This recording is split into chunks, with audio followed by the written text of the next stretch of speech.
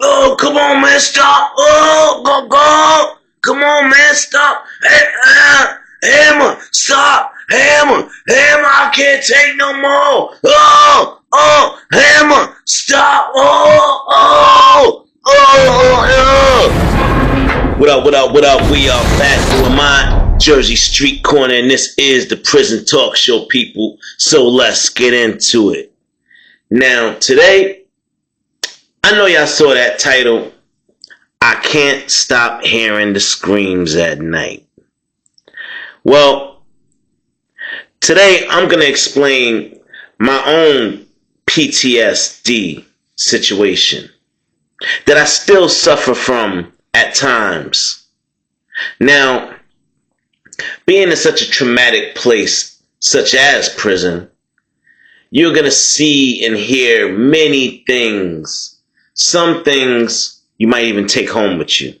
And when I say take home with you, I don't just mean take home so you can repeat it in the story the way I am. Some things, I mean, you take home like you can't unsee them. Some things are so horrific that you wish you didn't see them. And sometimes you wake up in cold sweats because in your mind it's real and it's happening again. Now, it doesn't always have to be something that happened to you. Like I said, it could be something you've seen or heard. In my case, it's something, more or less something that I heard. Because I've seen plenty of things, and trust me, I've seen some bad things in prison, and that didn't bother me. But the screams, late night, and I don't mean screams from somebody getting stabbed up or beat up. I mean the screams of grape, late night in the prison, when you trying to chill, maybe listen to the radio, watch a little TV, talk to your homie, sneak on the telephone, talk to your girl, whatever you try and do, but you keep hearing these screams in the background. Now let me make this clear. I know y'all say, well, with all them punks running around prison and he pimping them out to this one and that one, ain't you used to it? Nah, that's not the way that situation happens to go. All them punks that get pimped out and willingly go to those cells, they don't do no talking. They don't do no screaming. It ain't no, graping situation going on. So they don't feel threatened and violated enough to scream. They go in there wanting whatever it is they get, or they get paid for it, or however it goes with that. But these bull bandits in the prison, they on demon time. If they want something, they gonna try you. And if you ain't man enough to stand up for yours, they gonna take it. Now, sometimes you get dealt a bad hand, people. Y'all know that. If any of my card players out there, shout out to y'all.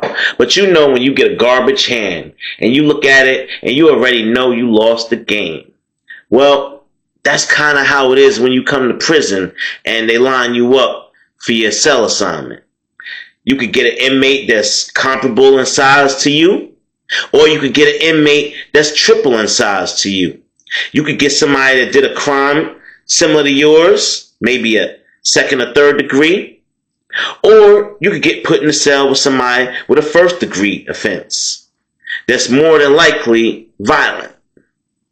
Now, coming into prison, you don't know these people from a can of paint. You're not allowed to ask their charges unless you big and bad and you know nobody gonna do nothing to you. Otherwise, you keep your mouth zipped. Now, this story I got for y'all today, it's gonna be about a guy named Little Billy Boy. He got stuck in the wrong cell. Now, this incident happened before they created C-Pod, where all the boo bandits are. So it was way more dangerous time to be in prison. This is a time where all the bull bandits are lurking freely among you in population.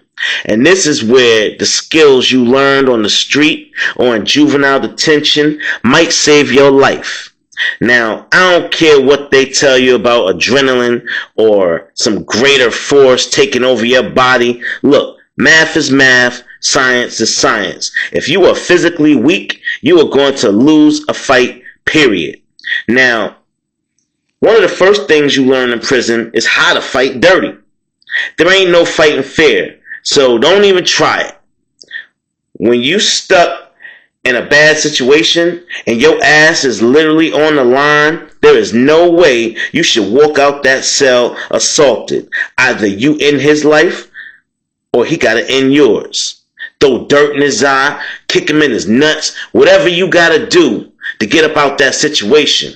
But ain't no way in hell you should walk out that cell with your head up talking about you just got assaulted. Boot bandit just took your butt. Nah, you got to go and end his life now. What y'all think, people? Get in the comment box. Y'all gonna end that boot bandit's life? Y'all gonna push that blade on him? Y'all gonna make him regret the day he crossed paths with you? Or you just gonna bend over and take it? I want to know what some of y'all would do. What would some of y'all tough guys do? Let me know in the comment box, y'all. Now, I already told y'all about how inmates get brought in on Wednesdays and all of them crazy guys hit the gate and start catcalling, and whether they mean it or not, they up there having fun. But what I didn't tell y'all is that a common practice of real booty bandits in the prison, the ones that's on that gate and they really, really mean all that whistling and all that crazy talk. Well, rumor has it, if they had an empty bed in their cell, which they normally did because nobody lasted in their room more than a week. But if they had an empty bed in their cell, they would put cakes and coffee and all types of commissary up on that bunk, on that top bunk, like a little hotel welcome fee or something like that. You know, like you go to a hotel and they got complimentary coffee, and some hotels even got liquor bars and everything else. But he putting it all up there. But y'all also know in them hotels, if you drink that liquor, oh, that liquor not free. That little mini bar, that's going to jack your bill up at least $500. Go ahead and finish it. Have at it, my guy. Well, that's the same way it goes in prison. So, if you walk in the cell and you see a whole bunch of snacks and goodies on your bed and you don't even know the person in the cell, there's nobody even in the cell when you get there, but all that stuff is on your bed, and you just assume that was the welcoming mat, oh yeah, you need to go spend a little bit more time in the county and learn a few more lessons, because that, my guy, is not a welcoming mat.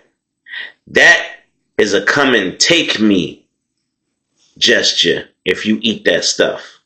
I'm going to say that again. That is a come and take me gesture if you eat those cakes and those candy bars and drink that coffee. You ain't pay for that.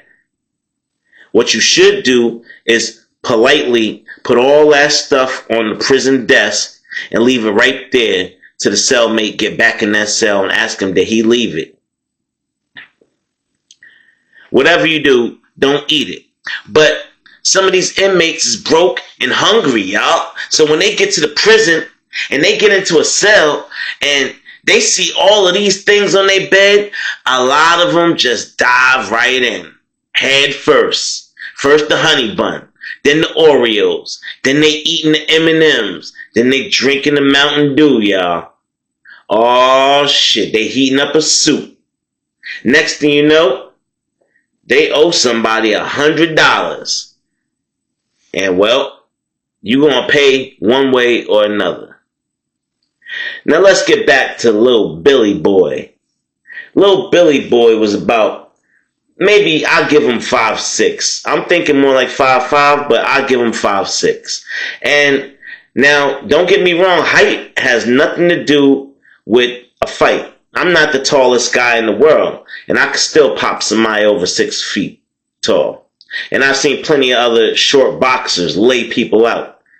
Now, strength is the determining factor in a fight.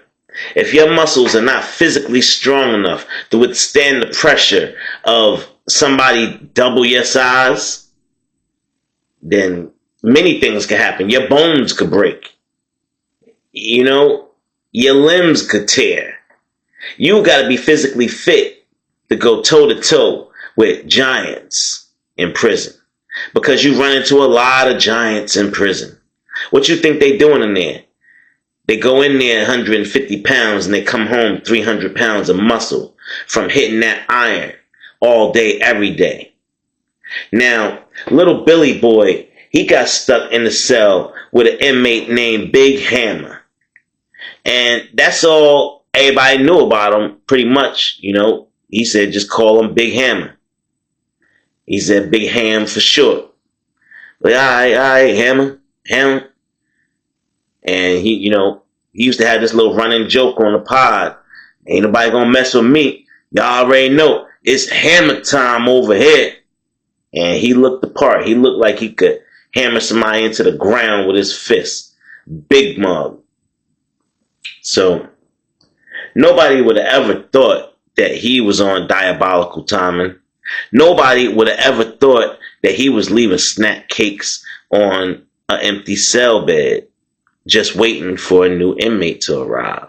And yeah, them things been there for days. He had it pre-planned. Every Wednesday, he planned it. He put something on that bed every Wednesday morning, hoping when he come back from lunch that there's a new inmate in his cell. And, well, the CEO's granted his wish, y'all. Little Billy Boy has now just opened his first honey bun. And he's washing it down with a Coca-Cola. Big Hammer walks in the cell just at the right time. Hey, young gun, I see you got my present. Oh, you left this for me? Thank you, man. Thank you. I'm starving. I ain't had one of these since I've been down county, man. Thank you so much. I ain't had a Coca-Cola in over a year. Damn. He's like, oh, yeah, nah. You need anything else? You got phone time? You good? He's like, I could use making a phone call if you don't mind. He's like, yeah. He's like, oh, word, I got you. Yeah, come on, I'm gonna put you on the phone. So Hammer went on down there, used his phone time, put him on the phone, let him use it. He ain't mind letting him use it because he had a cell phone stash. So he ain't even use his phone time, but it looked good using it every now and then. So they don't think that he got a phone, that he don't need his phone time every month. So he'll normally sell it or let somebody use it, one of his peoples or whatever. Now, he's like, all right, listen, I'm going to go spin off. You go ahead and talk. Handle your handle. I'll see you at last lockdown. Go get around the pod. All right, man. Thanks again, man. Thanks. So, little Billy Boy calls home, tells his mama he done met a new friend already. He doing just great. Listen, mama, this gonna be easy. It's gonna be real easy. I'll be back before you know it. Now, little Billy Boy only got a little 5-year sentence. He could probably be home in 2 years if he act right. But Billy Boy got to survive prison first. He told his mama this bid was going to be easy. This is little Billy Boy's first state bid. His first inmate encounter.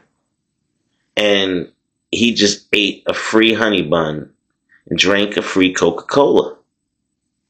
And even his mama said, Billy, don't be taking nothing from them men in there. Don't be taking nothing from them men.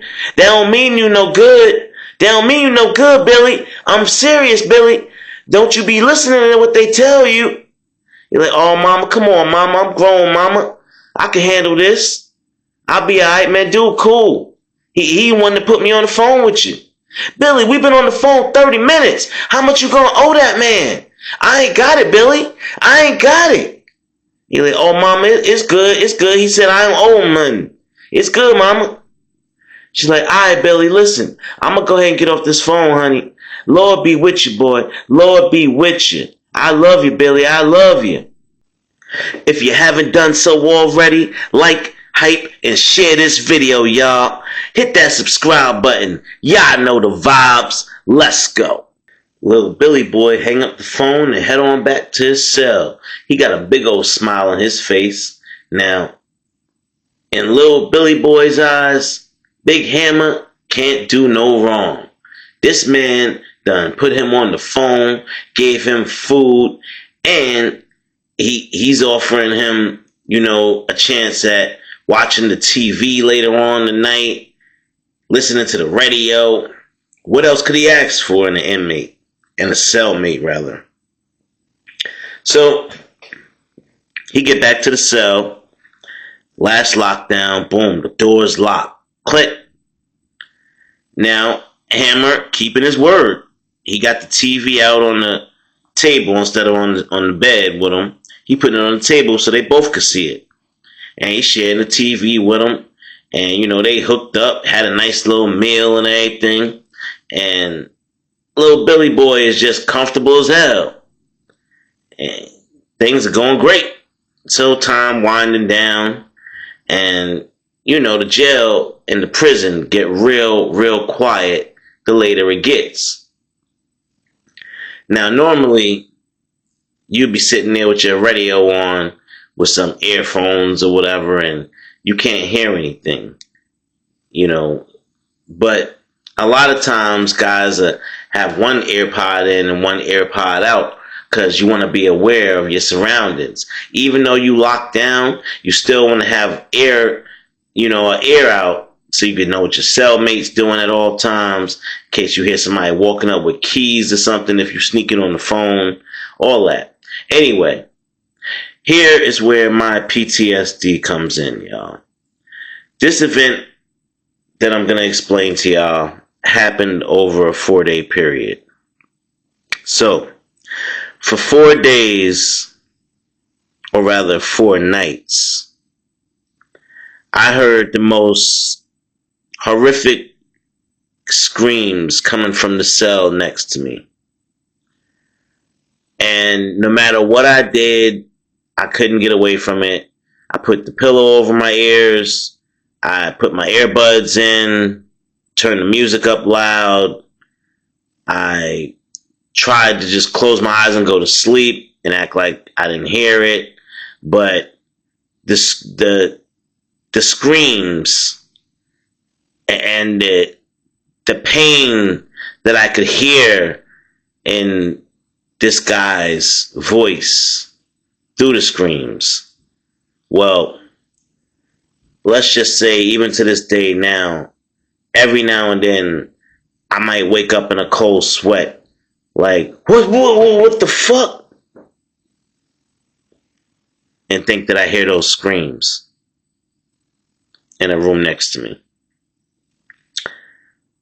So, when I tell y'all these stories, like I said before, a lot of times I put a little funny twist on it and I give it to y'all raw, pause, but I make it in a relatable way. Well, I'm sorry, y'all. There's nobody that probably will and should have to relate to what I'm about to tell you. And I don't know what actually was going on in that cell, but from the screams and the things being said, I could pretty much assume what was going on. And y'all heard the intro. That was my depiction of what I heard. And that's what I still hear in my dreams sometimes. So, word is, it started getting late, and little Billy boy said, he's going to take it down for the night, hopped up in his bunk, and, turned over and went to sleep. Word is late night, maybe like 3 in the morning. Hammer grabbed him by his back and said, hey Billy, you ready? And Billy woke up and said, huh? Ready for what, man? What? He said, come on. Now, Billy half asleep. He don't know what the hell going on, so he get down off his bunk. He said, where we going? What time is it? It's time for breakfast? It's time for mess call? He like, nah, it ain't time for mess call. And he took him. He said, it's time for you to pay. He said, I thought you said I ain't had to pay. Nah, I ain't say that. I said, you ain't had to pay me no money back. I ain't say what you had to pay me back. And he said, well, what you mean, man? What else I got? What you mean? He said, oh, you got a lot. You got a lot. And I'm about to take a little bit of it right now. I'm going to take just a little deposit right now before breakfast. And, well, I can't say exactly how the order of things went, but the words I just said just now were kind of what I heard, the gist of it. And I commenced to hearing a lot of stop, that hurt, stop, no, and smacking and pushing around and shoving, and yeah, sounded like somebody was getting smothered at one point. So listen, when I say I'm totally against grape in all forms and fashions, trust me and believe that I don't put up with that. I don't condone it, and I never will. A grapist, in my eyes, is the world's filthiest piece of crap, and we could do without him. Listen, y'all, that's going to be the end of this story, because I can't elaborate anymore due to YouTube's guidelines and regulations. But I hope you really liked it. I hope you understood it. And do your boy a solid. Share this video so a YN can hear it. Share this video and hype this video so somebody that's heading to prison right now can hear this video and understand the consequences for eating a honey bun. Alright, y'all, listen. That's going to be it. As usual, this is the Jersey Street Corner Prison Talk Show. I am your boy, Jersey Street Corner, and I'm out.